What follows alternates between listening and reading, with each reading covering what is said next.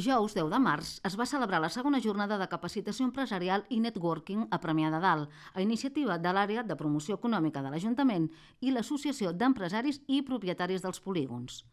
L'objectiu d'aquesta proposta és donar a conèixer diferents referents empresarials del nostre municipi, que poden aportar la seva experiència i coneixements en el sector, aprofitant així la capacitat de col·laboració entre les diferents empreses.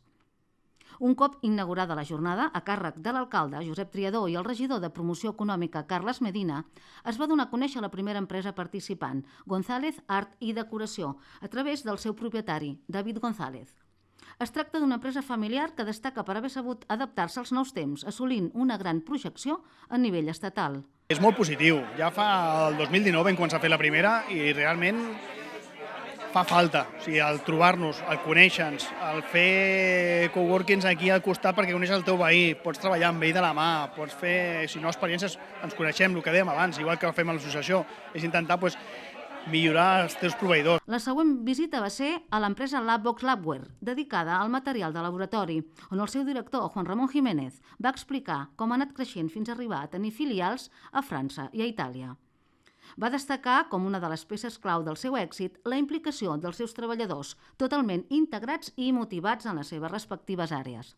Crec que és una oportunitat interessant, aquest tipus d'events o aquest tipus d'actes organitzats per l'Ajuntament perquè ens coneguem entre les empreses del poble i aprenem empreses que són molt diferents i en sectors molt diferents, que aprenguem uns dels altres de les experiències, de com han afrontat cada un problema concret o una crisi, o com ho han fet, empreses que no s'assemblen res a la nostra, però que al final de tothom pots aprendre. O sigui que és una cosa molt interessant. Finalment, tots els assistents a la jornada van anar a la Finca Mayo, on el Grup Roig té una de les seves seus i instal·lacions.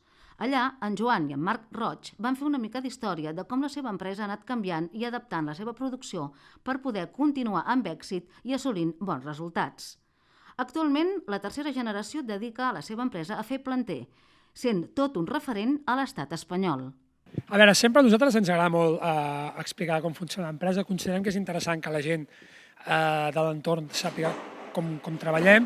I quan em van comentar que vindrien diferents empresaris del poble vaig dir, ostres, cap problema, encantat, perquè considero que compartir informació sempre és molt important per tots. Tot i que Premià de Dalt és un territori petit, moltes de les empreses no es coneixen entre elles. És per això que ja l'any 2019 es va organitzar la primera jornada de capacitació empresarial, a partir de la qual es van establir sinergies i col·laboracions entre empreses locals.